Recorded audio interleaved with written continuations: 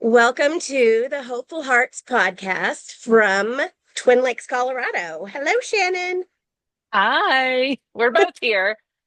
Right? We're at opposite ends of the porch, but there is a huge creek, small river behind us. And we wanted just to have this beautiful background here, but we also wanted you to be able to hear us. So we thought it would be easier if we recorded from opposite ends of the porch with our own microphone gear on and all that. So, welcome. It's so good. We are here because this is Shannon's family's property. And we got away for a few days. We flew up here yesterday, and which was Sunday. Yeah, the 6th. We flew up here, and we are just taking a few days to plan for Hopeful Hearts Ministry for the coming few years. And just to pray over the ministry and ask for God's leading. So here we are in this, I just can't even, you can't even describe it. It's just stunning and stunning. And I'm so thankful that we could be here together for this. Amen. I'm glad to be able to share it with you and to be able to Yes. have this time. And I came up with this last minute knowing that there were really cheap flights that we could get on Frontier and Mhm. then get our butts up here. But um, you know, Hopeful Hearts Ministry has been around for 14 years. We'll be celebrating then our going into our 14th, wait, we're in our 13th year, so it'll be 14 in Yeah. January, I guess. And there's so much that we can do and want to do, and so I thought it was important for you and I to come together and Uh-huh. see how best we are supporting survivors, but also, what are things that we want to do, right? But there's been a lot happening also. Like you said, it's July 7th today. Um, but we just came off of 4th of July, and by the way, everybody, happy birthday to Tamara. Woo woo. Um, we won't say how old she turned. She's still much younger than me, so we'll just leave it at that. I will say it because I kind of went through a little revelation last week and put it out there to the world that this was my 48th birthday. And it occurred to me that my mom was 48 when she took her own life. And I think subconsciously we all compare ourselves to our parents. Um, what had my parents accomplished by this age? What were they doing by this age? I think for me, there was a lot of grief involved in that too, where there was, along with what was my mom doing at this age, there was also, well, she's not here for me while I'm at this age. And all of a sudden coming to this place of saying, I'm about to outlive her, like how she lived. And so there will be nothing to compare that to anymore. I know she would have never wanted me to compare my life to hers. She would have been proud of me for what I have accomplished for my family, for everything. But I think it's just something that subconsciously I was doing. And now I have this sense of freedom over me where I go, I don't have to compare anymore. I don't, again, not that I had to, but there's nothing for me to compare to anymore. There's literally nothing. So there's so much freedom, which is interesting, have sharing a birthday with the United States and Independence Day, the day where we celebrate freedom in our country, which is saying, now I have this newfound freedom for my life, for moving Mm. ahead, that um, it truly is my own life, and that whatever God says for my coming days, that's I can look at it all as brand new. Right. So that was kind Right. of a healing place that I came to, just a personal journey on the 4th of July. I think that's so important, though. I mean, for many of us, maybe not all of us have gone through the such trauma and tragedy that you have with your mom. But I do feel that sometimes we get stuck in that ugly word of comparison. Yeah. comparison of our parents or comparison of our siblings or Right. even our grandparents, right? Like that we Mm-hmm. didn't, um, are we holding true to the family name, or are we doing as good as that maybe our parents expected, or fill in the blank, however it is that that you find yourself in that comparison. And I don't think that's fair. I mean, I think just even in my own family, we have 4 kids, and every single one of us is an absolutely different person, but we were raised by the very same parents, right? Yeah. Yeah. And I can't even fathom how that happened, but I know. um, you know, I think what it holds true is that God has given each of us, He's truly created within us an image in His likeness, but also our own personality, our own Yeah. uniqueness, and then the experiences that happen on the outside of us that didn't, like my sisters, we all experienced one of the same traumas. But yet, in experiencing that one same trauma, we all reacted in different ways, Yeah. right? And then I had more experiences that led me to different truths. And then they had their own, it offshoots, Mm-hmm. right? And It so does. you may not know all of what your mom went through in her 48 years of life, to truly bring her to the point that it led her to. And then you experienced even more, some, or that we know Yeah. of, right? Um, Mm-hmm. but then God also gave you a path of where you've chosen to do different. And you have chosen to take on what's been given to you and make the most of that and move forward. And then like today I did a talk for my my job, my working job, about beginning again. Mm-hmm. And I think that is a big aspect of what this is, right? Like 48, but in a way you are beginning again, Yeah. and you're accepting your freedom, Mm-hmm. and you're going to do different in all ways, but you're taking all the experiences that God's given you, all the blessings, but even all the traumas, all the Mm-hmm. sad instances, and you're going to go, okay, now what can I do with Yeah. that? What can I move forward with?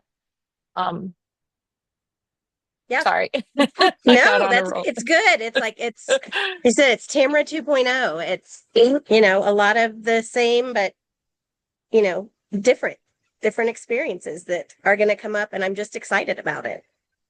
Yeah, we recently, I'll be very vague on this because I always would like to keep things confidential, but Tamara and I together met with somebody that we've worked with over the years, and they were giving us an update on their life. And it's that's probably one of my favorite aspects of doing Hopeful Hearts Yeah. is that in the beginning, when a conversation through peer support is happening, Mm-hmm. you know, it's hard. It's a struggle. It's nothing that you really want to talk about. But the more that you talk about it, the more free you become. And then we start giving applications of, suggestions. And then you start meeting with your therapist, and you actively work through that healing process. Yes. And it's so much fun to see that growth and to Mhm. watch somebody flourish and grow Yeah. and become their best self. And Mhm. to do just what beginning again and to take on that new life. So we recently met with somebody, it's been a few years, and to see that joy and to see these new awakenings happen and these possibilities that were never ever a possibility in Mhm. that mind a few years ago. Yeah. It's awesome. Yes, it really is.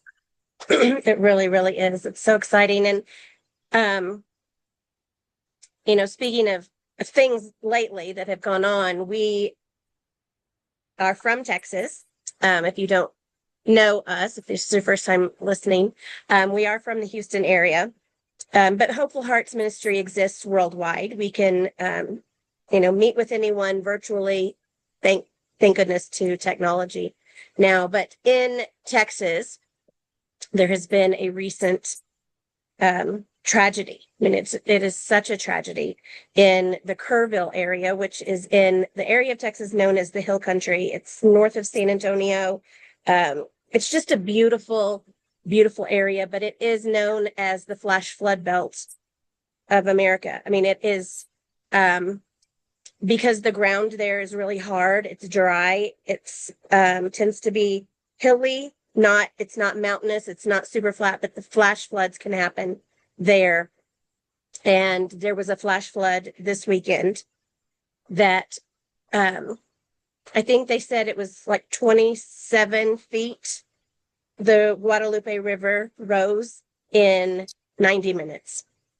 And this river came out of its banks near a Christian girls' camp. And there was some boys' camps there around there too that were affected, but swept away so many children. There were RV parks nearby where people were swept away and lost because it was the holiday weekend. You know, not only is summer camp a time where kids are going to get away and experience this, so there's going to be hundreds and hundreds of kids there, but it was a holiday weekend. And one of the best things to do in Texas, in the Texas heat, is to float the Guadalupe.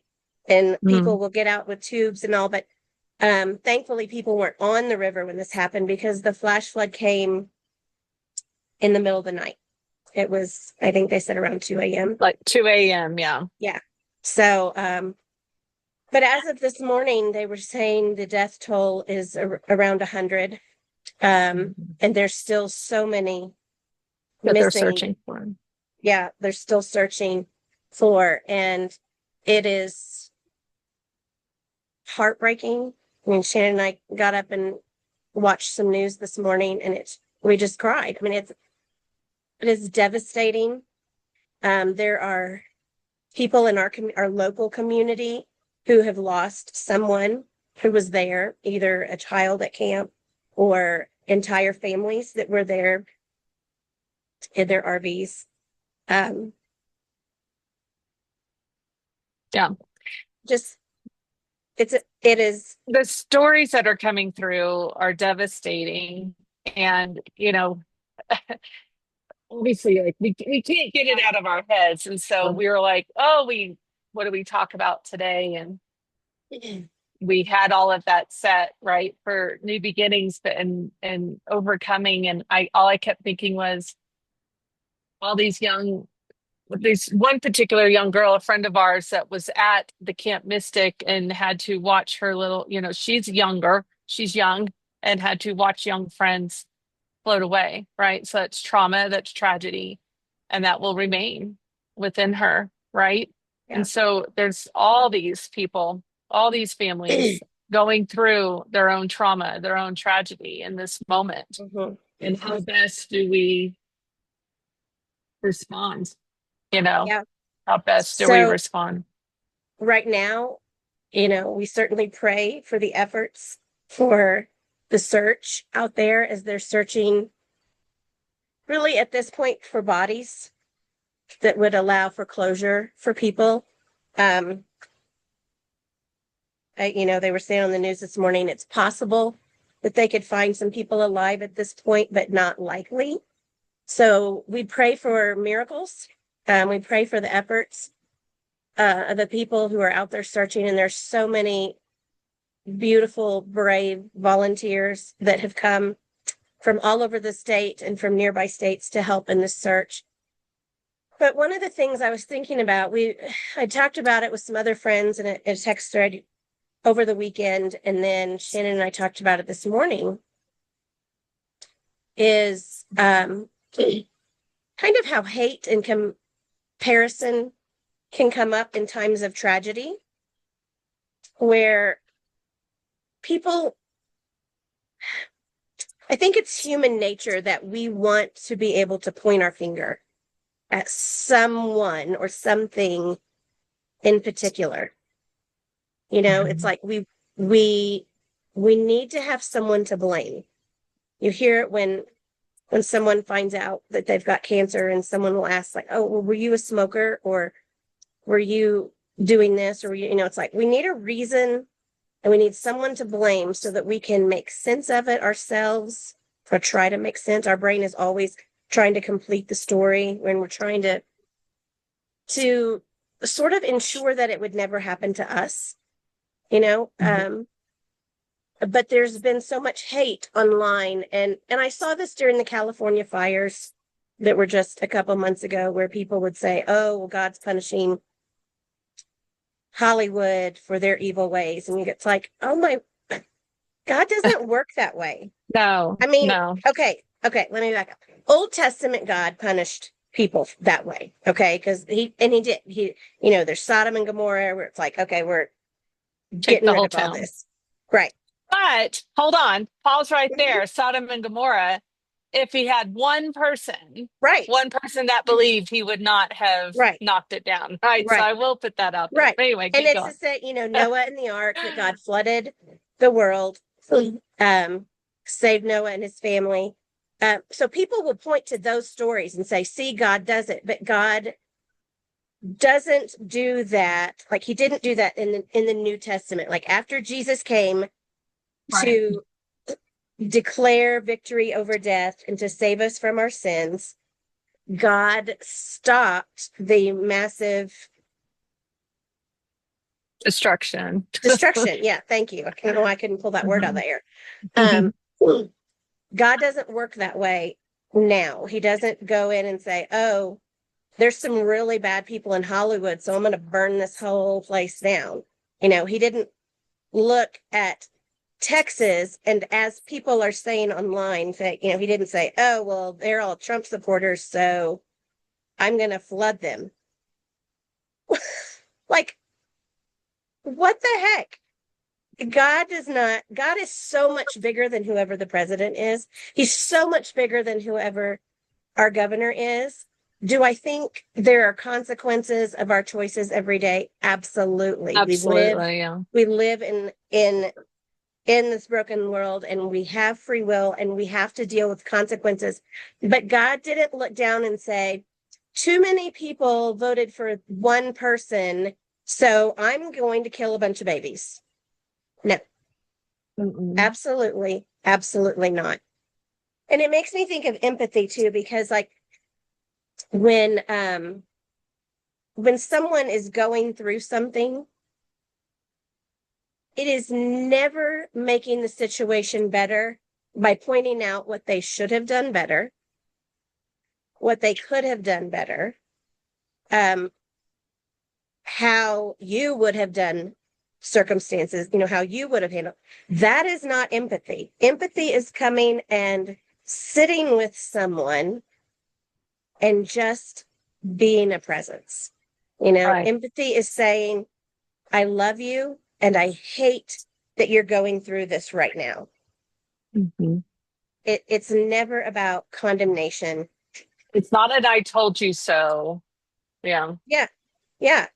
That never works. Brene Brown has written so many books on uh on empathy, and they're amazing. I recommend all of her books. But she talks about in there how painful and hurtful that is, to go to someone, no matter what tragedy they have gone through, and to say, I told you so, or to point fingers and blame. It's Mm-hmm. just, it's not, it doesn't bring healing. It Mm-hmm. doesn't bring help. It doesn't bring comfort to anyone. Right. Yeah.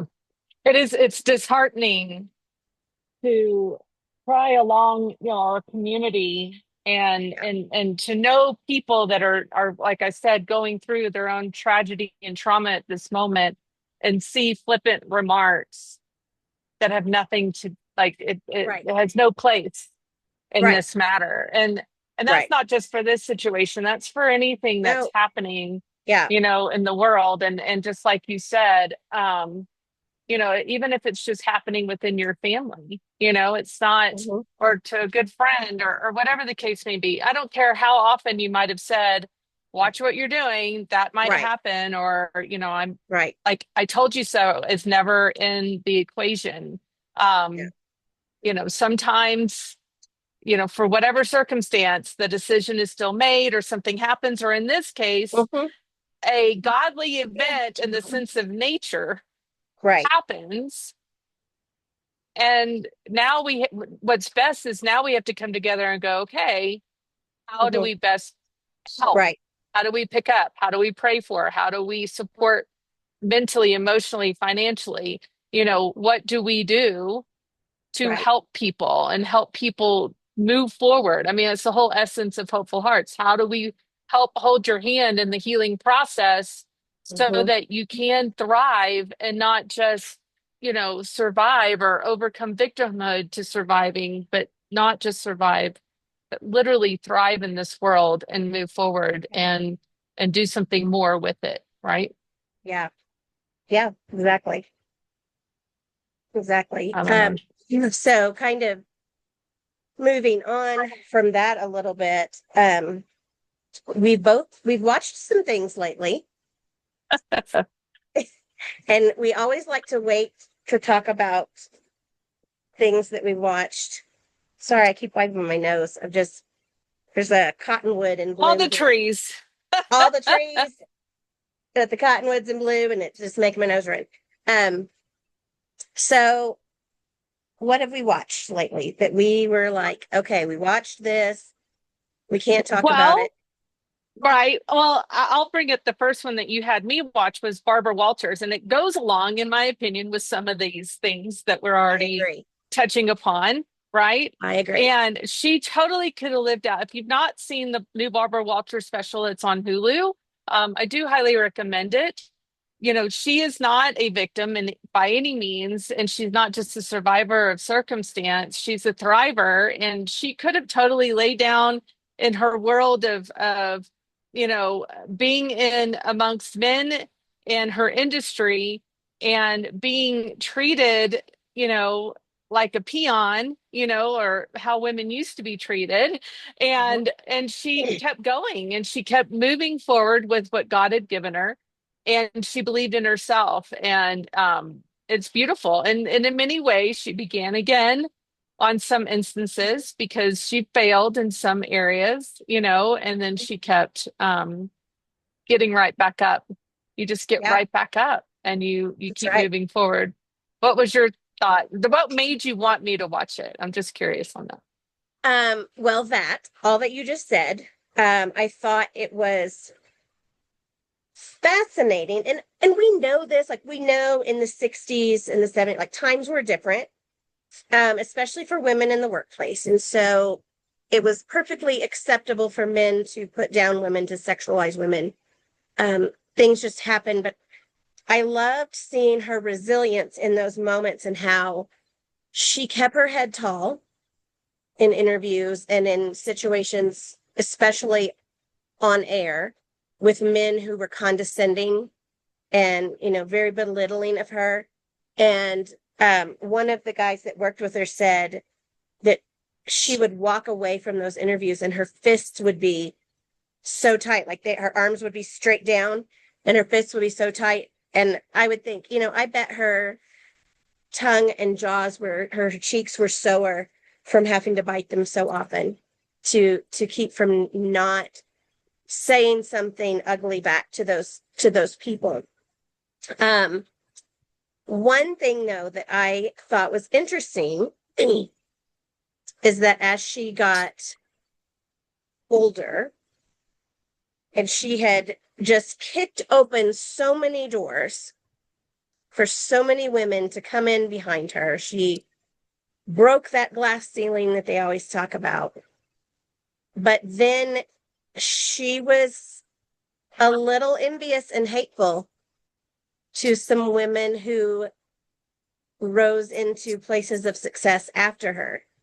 And Mm. those women all acknowledged um, that they would never have been where they were if not for the hard work that she did ahead of They them. rode on her coattails, right? I mean, Exactly. but isn't that a part of what we almost need to want that, right? We're Yep. not we're not making changes or pushing forward through this angst and trial and without thinking I want to change the rest of the world. right? I Right. didn't begin to share my whole story of all that I've been through just so that it could be me, saying, Hmm. hey, look how great I am. Yeah. I don't really care what you No. think about me. What I care about is for others to come behind me and go, ah, because she shared, I can share. Because of that, I'm now going to do XYZ because Yeah. maybe they have a gift that they were given that I wasn't, right? I mean, it's like Absolutely. bringing Tamara, bringing you in to this. Hmm. Like, what would Yeah. this be if it was continuously just the Right. Shannon show? Like, that would be Right. ridiculous. No, it would be delightful. It's just more delightful with two of us now. But it made me sad for her that she couldn't say, like she couldn't be proud at Right. times of people, and it just goes to that comparison thing again, where you go, well, Mhm. everybody's saying she's so great, but she didn't have to knock down any doors.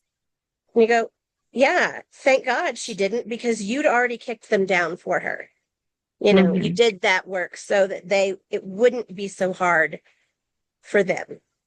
But comparison is the thief of joy. We say that all the time, right? Mhm. Um, but that was interesting. And I saw that being modeled in, I didn't even ask you if you watched this. I watched the second season of America's Sweethearts, the Dallas Cowboy cheerleaders. I am in the middle of it, so I've not watched the Okay. whole thing. So we Well, can't discuss it quite yet. But you can say what you want. I well, mean, I know I'm that, just gonna say spoiler alert because it's been all over the news. well, they got a raise. They Is that got what it, you're about they to say? did. They Yeah. did. They got a Good. raise. And Finally. right. They got like they're earning a living wage at least during the months that of the year that they're doing cheerleading things. Now, I don't know if it's a living wage for a whole year, but it is for at least the months that they're working. But it has, like, the last 2 years for sure, there have been some women on that squad who have really been fighting hard to make this, and they knew that it wouldn't be something that would benefit them. So there were several girls that, you can only be on there so many years, and it's, you just Right. physically, you kind of age out of being able to do it without damaging your body.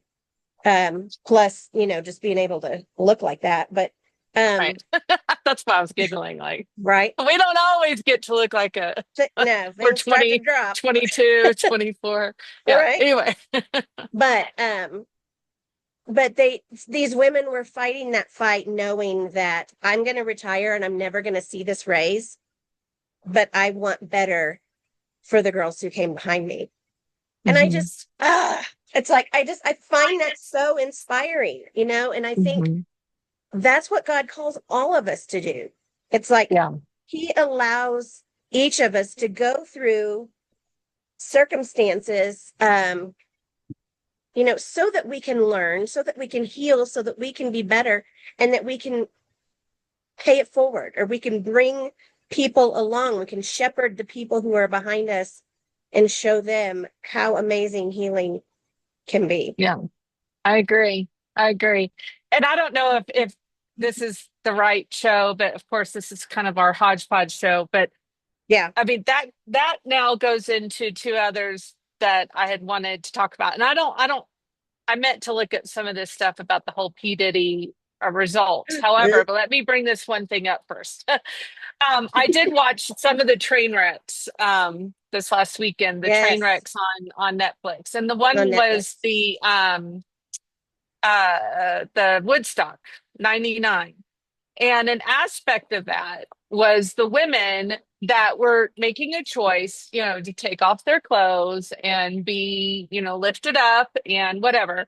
And, I don't know, each to their own. Right. There's no judgment on that. But thankfully the conversation was being had that just because they made that choice didn't mean that everybody had to grab their private parts or fondle them in a way that Right. should never have been done, right? Right. And then there were rapes that happened, Yeah. and that should never have been No. done, ever. No. And so then that brings me into the whole P. Diddy aspect and my correlation of the fact that he was not charged for certain things because, according to the jury, they could not 100%, and tell me if I'm wrong on this, but they could not 100% say, well, but they made a choice to be a part of That's those exactly freak it. offs, right? Yeah. Um, but per what you were just saying, and how history will then now start stepping forward, and if people pay attention and start doing different, Mm-hmm. that we could start see changes. Yeah. But having been in situations myself Mm-hmm. where I felt I don't have a voice, I don't want to do this, Yeah. I don't know how to get out of this, there is a fear, and I don't know how to get out, or I don't know how to get Mm-hmm. away. And if I don't play along, I feel like it will be worse, Yes. right? Absolutely. So now, hopefully, as people are watching and listening and all the things in regards to this outcome, maybe young women coming up will start thinking about that, right? Yes. That yes, you have a right to make whatever decisions that you're making, but at some point you still have a right to say no. You still have a right to Yeah. leave. You still have a right to, and then the men, I shouldn't even say young women, men too. I know that there were Yes. many men victims that felt Yes, there were. they couldn't get out and they couldn't get away and there was fear Oh my and gosh. all of Did you that see stuff. Usher's testimony for that? I did not. Usher's testimony was heartbreaking. Heartbreaking because his mom basically like signed him over to P. Diddy when he was 14. Like so he could, so P. Diddy could help make Usher a star. And so he was at 14, became privy to all of these freak out, these parties and what went on. And P. Diddy was trying to basically groom him up to do these things as To well. follow it. Yeah. Mm. He cried. I mean, it was so heartbreaking. So just Because the it's whole, dehumanizing. It is it is. dehumanizing. I'm sorry. No, it is.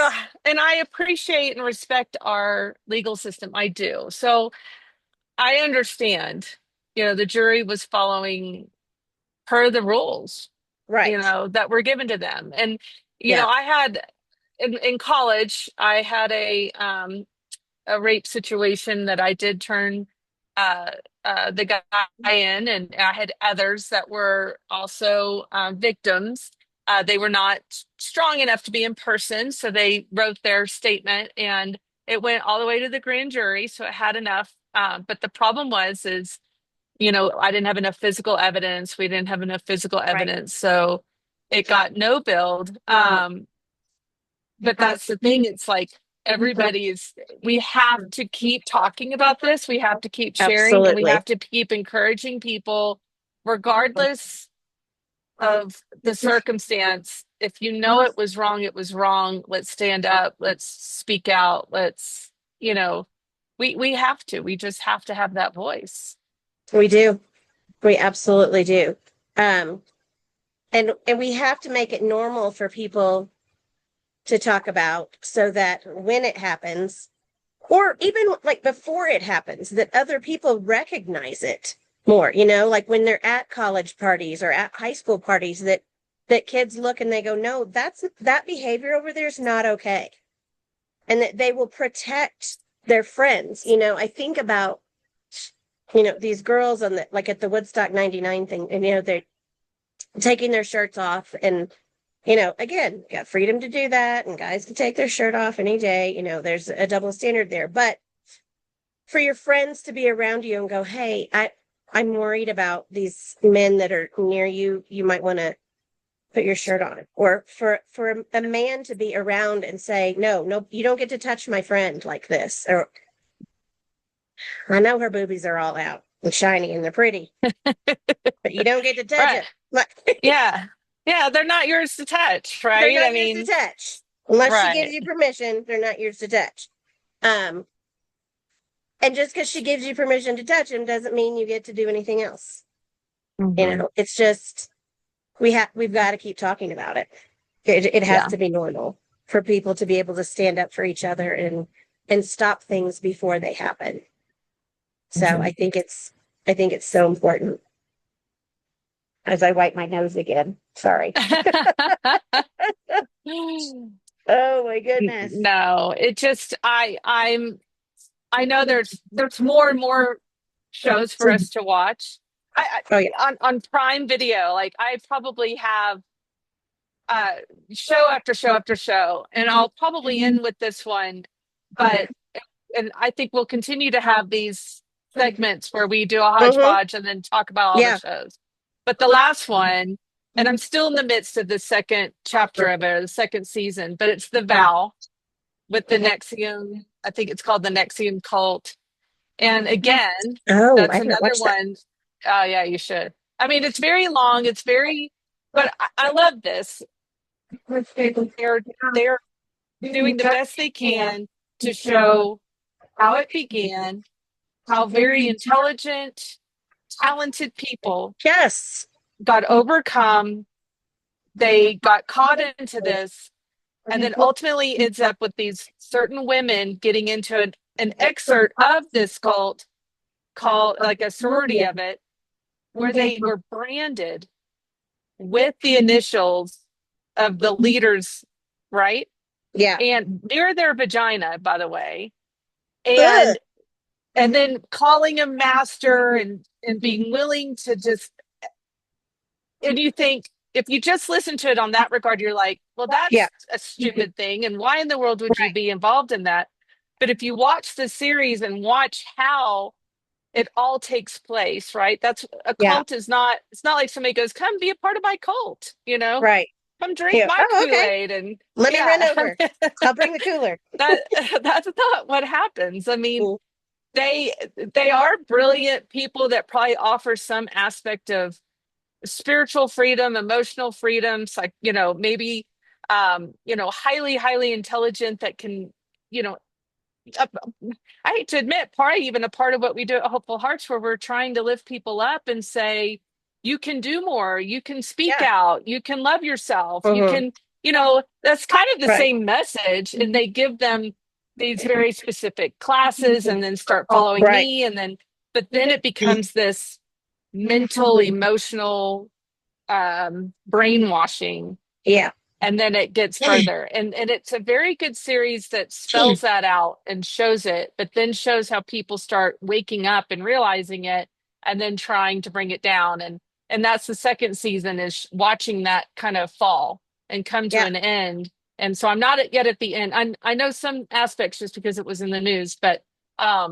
anyway, I ended it with that because I bring that up, that again, here are some people that have made choices, and now they're looking back, and I don't necessarily fault them for it. No. I see how they were coerced. I see how they were, just Mm-hmm. like the people with at P. Diddy's freak offs, just like at, Right. Woodstock, 99. Like, you're in this circumstance, and we do need to be a whole team. We do need to be a tribe. We do need to be a Yes. community, whatever, that all comes together and says, wake up. Yeah. No, stop. That's not right. It's okay to come out. It's okay to use your Mm-hmm. voice. It's okay to say no. Yeah. Yeah. I think it goes back to one of the things that we kind of teach when we're working with survivors, is saying that, our brain is wired in a way that it believes what it hears. So when something is being said out loud to someone over and over and over and over, their brain will start to accept it as truth. It's why it's so, so important that we surround ourselves with the truth of God's word, the truth of who we are, who we were created to be in him, surrounding ourselves with the truth of who we are, that we were created in his image.